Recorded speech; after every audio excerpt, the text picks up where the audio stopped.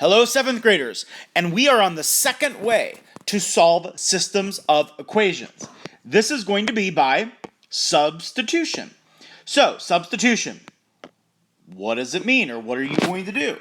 You're going to learn how to solve systems of linear equations and real-life problems by substitution. Once again, this is just going through yet another tool for you to use to solve a system. So how do you solve a system? Here are your steps. Step 1, you're going to solve only one of the equations for one of the variables. This is key. By making it something that you can do easily, you are going to make this problem really easy, or quite possibly much more difficult with fractions. So, we're going to go over how you do this. Solve one of the equations for one of the variables. You do not have to solve both equations. You only need one, and then you can pick x or y. So, let me first start by saying this is what you should do. So we're going to skip ahead, and I'm just going to show you a couple of things. 3x plus y equals 5. Now, if I told you to solve this equation for x, you would move the y over and divide by 3. If I said to solve this equation for y, you just subtract 3x. Because the coefficient is already 1, you do not need to divide by 1. In this equation, if you solve for y, it is much easier. If you had this, negative 2y plus x equals negative 7. This equation, it'd be much easier to solve for x, being that the coefficient is 1. Now, you're more than welcome to solve for y, but you're going to get fractions. Lastly, negative 5x plus 10y equals 5. Now, in this equation, you can solve for the x or the y. But let's think about it. If I solve for the x, I would subtract 10 and divide everything by negative 5. If you solve for y, you would divide everything by 10, which means you would get two fractions of negative 1/2 and a half, or a half and a half. But if you divide everything by negative 5, you get integers. So it's up to you what you want to do. Do you want fractions? Then you can solve for y or x. But if you just want integers, you could divide by negative 5 by solving for x, and it would make it easier. So it's completely up to you. But using this moment to really think through what you would do will make the problem easier. Now, step 2 then is substitute the expression from step 1 into the other equation and solve for that variable. And then step 3, you substitute your final value, whatever you get, into one of the original equations, and you solve it for your remaining variable. So example 1. In example 1, step 1, get one of the equations solved for a variable. As you can see, it's already been done. The first equation is solved for y. So what is the value of y?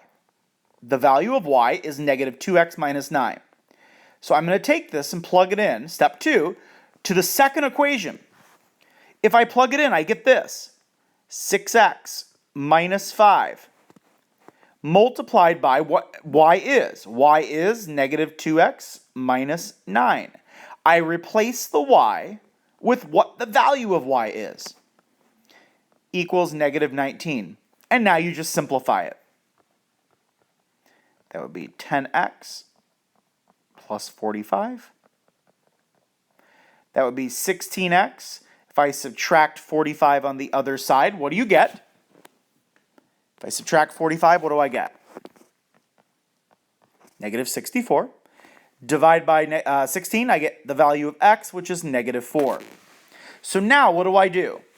Well, step 3 says I can take one of my original equations, you can take either one of them, and I'm going to plug in my value of x. So y equals negative 2 multiplied by negative 4 times negative 9. So y equals negative 8 minus 9.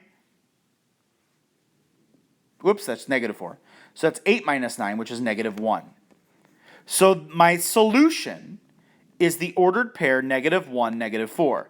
Now, how could I check that to see if it's correct?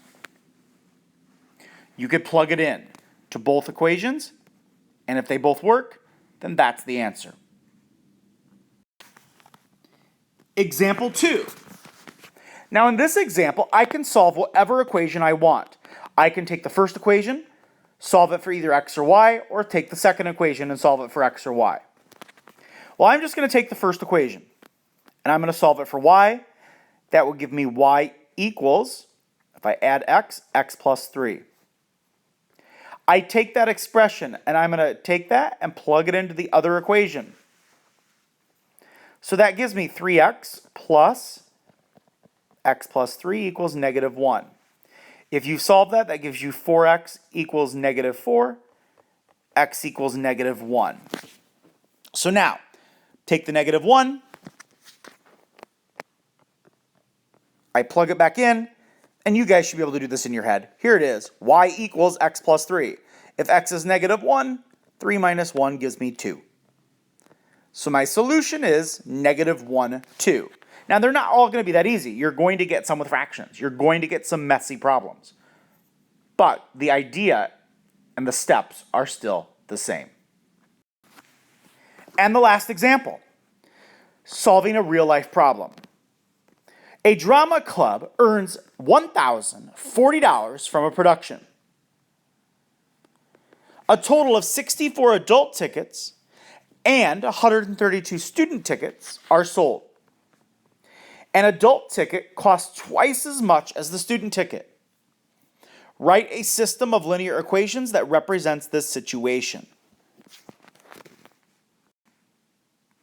Well, we know if x, so I'm going to up here put what x is equal to and what y is equal to. So I'm going to let x be the price of adult and y be the price of student. So that means 64 adult tickets plus 132 student tickets would give me a total cost of $1,040. Now, I know an adult ticket, x, is twice as much as a student ticket. There's my equation. So x equals 2y. Hey, this is already set up for me. Pause the video and solve the rest yourself. Pause the video, don't fast forward me. Actually pause it and try to solve this yourself. If you did it correctly, you will get a student ticket costing $4 and an adult ticket costing $8. Now, you are not going to give me this as an answer. This has no meaning. Now, if it just asks for the solution, 8, 4, and actually I just realized that's backwards. It would be 8, 4 would be a correct answer. But I want context to this. So you would say that an adult ticket is $8, a student ticket is $4.